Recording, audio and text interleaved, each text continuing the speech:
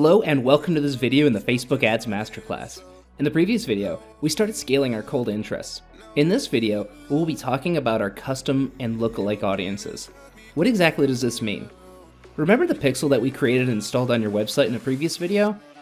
It has been gathering information of everyone who has visited your website and has had the Facebook app or website open on their device while doing so. This allows us to create an audience with user information and develop new audiences based off the current one. The first that we talk about is our custom audience, and the second is our lookalikes.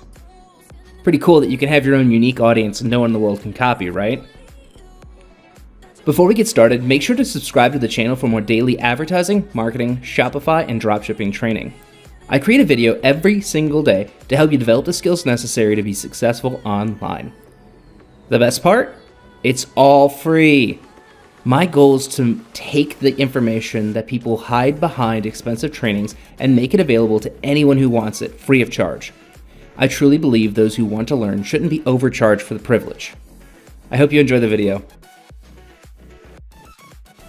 To get started, load up your Facebook Business Manager and navigate to the menu, and under the Assets column, click Audiences. This is how we create our audiences based off of our pixel data. We're going to start with a custom audience.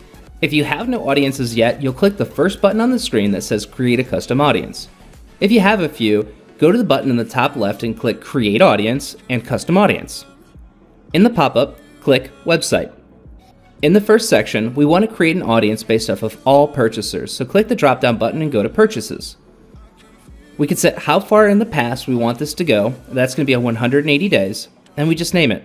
I'm a very straightforward person, so I name it PUR Audience 180. Now, you'll see it on our list of audiences. But before we go any further, I'm going to talk about some of the other audiences you can and should create. Website visitors, 30 days. View content for a specific product ID, 30 days. Add to cart for a specific product ID, 3, 7, and 14 days. Initiate checkout for a specific product ID, 3, 7, and 14 days, and finally, purchase, again, for a specific product ID, 3, 7, and 14 days. This will be incredibly useful in our next video. Hint, hint, wink, wink. Those are the most important, and I will explain it in more detail in our retargeting video. Okay, back to creating our own unique audience no one else can have.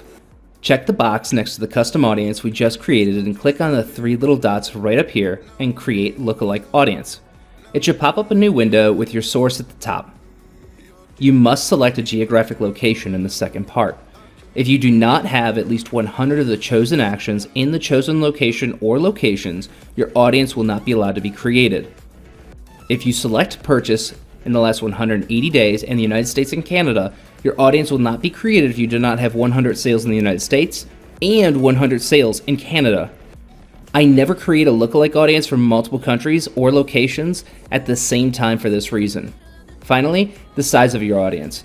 I actually create 20 different lookalikes off of every single source audience, and they're going to be as follows: 0 to 1%, 1 to 2%, 2 to 3%, 3 to 4%, 4 to 5%, 5 to 6%, 6 to 7%, 7 to 8%, 8 to 9%, 9 to 10%. Every single percentage from 0 to 1 all the way to 9 to 10. And then I create 1, 2, 3, 4, 5, 6, 7, 8, 9, and 10%. So basically, the audiences are segmented in either 1% of the audience or a growing percentage of the audience at 1% at a time. If you want to make those single percent ones quicker, just make sure your little slider here is at 0 to 1% and click the number of audiences to 6, and that creates your first 6 percentages. Reduces a little bit of work for you. You can repeat that for the next 4 as well, and all you have to do is move the little slider around. So why do we create these audiences? They're unique to you and have the highest possible affinities to the audience who you've already done your desired actions. A little bit about this though. If you have CVO set up on your account, and that's the only thing you can do, you have to create a different campaign for every single percentage, because Facebook automatically thinks the people with the highest affinities are the most likely to buy, so they'll put all of the money into the lowest percentages, so the smallest audiences. This isn't always how this is going to work. I found in one of my businesses that 9% was the best number, and for whatever reason, it always outperformed the other percentages. So make sure that each one of these is getting an ample amount of budget sent to each individual interest.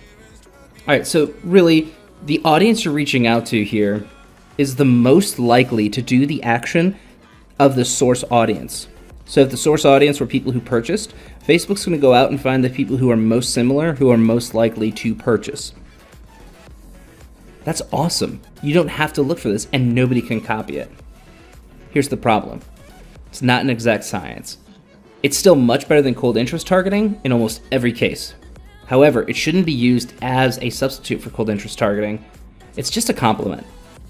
You still want to find the people to build these audiences well so you can make a more diverse audience that is more likely to buy. That's all for this training. If this helped you at all, please give it a like and subscribe to the channel for more daily advertising, marketing, Shopify, and dropshipping training. In the next video, we're going to use your custom audiences to get back in front of those people who are most likely to purchase your product. I can't wait. Thanks for watching. I'll see you in the next video.